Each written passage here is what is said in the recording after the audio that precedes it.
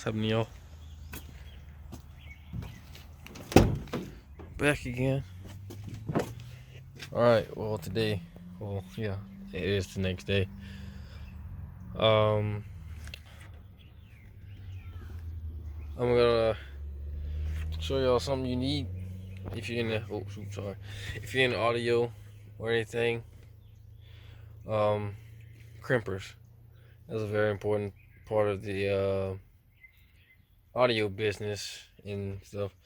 So I'm gonna show you what you need to have when you dealing with like big wires that use big lugs. Don't mind the mess. It's not really a mess, but yeah. Okay. This kit here I got from,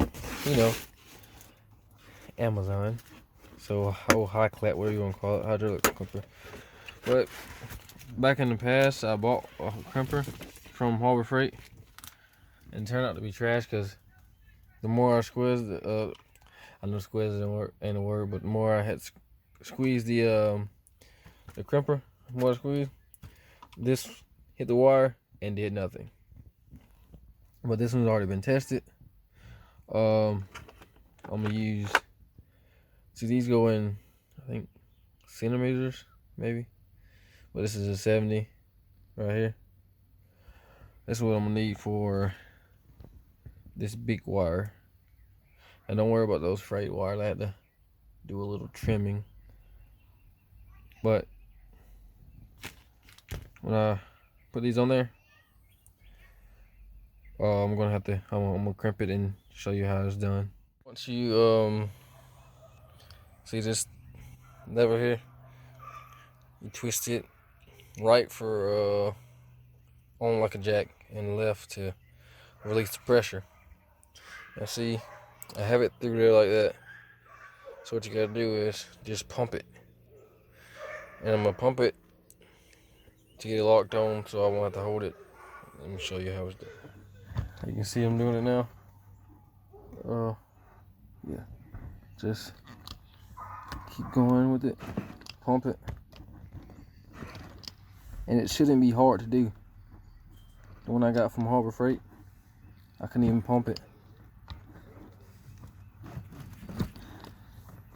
The more pressure you apply, the more it crimps down on that lug.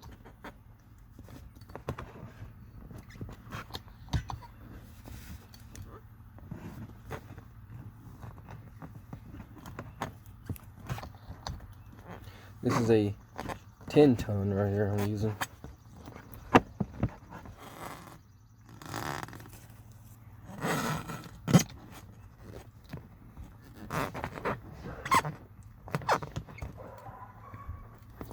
Now,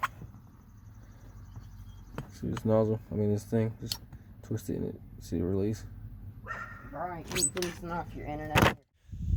When you get finished, after you release the pressure, I had it kind of crooked in there, but it's still tight. It should look like this. And I poured on it. The wire is tight in there. So now I gotta get my I'm not using any heat shrink, but we'll get my electrical tape and wrap it up all nice. And then I'm gonna replace that power wire on the amp because it's way smaller than this. It's not near as big as this, and it's kind of wobbly inside the lug that it's in. So it's kind of vibrating too much in there, and on that power wire, it's not supposed to vibrate at all, or any of the wires on the amp is not supposed to vibrate at all.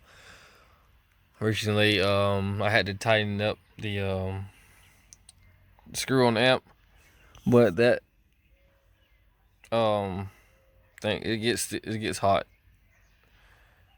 Friction and power like that, it don't mix. So let me get finished with this and put the wire on. Well, I might save for later. So I went ahead and ran that wire. This is it right here. Yeah.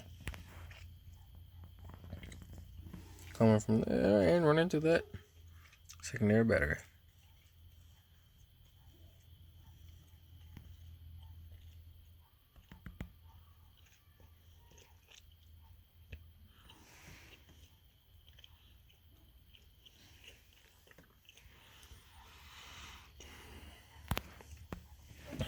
I was missing some screws. You can see that right here. From that ribbon. That was vibrating against it. It was off of it. One down there too.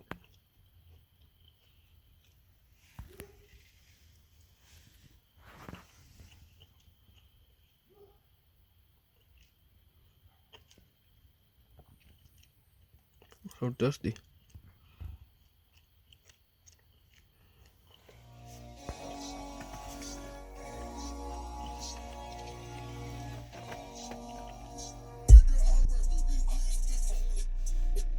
Little sample.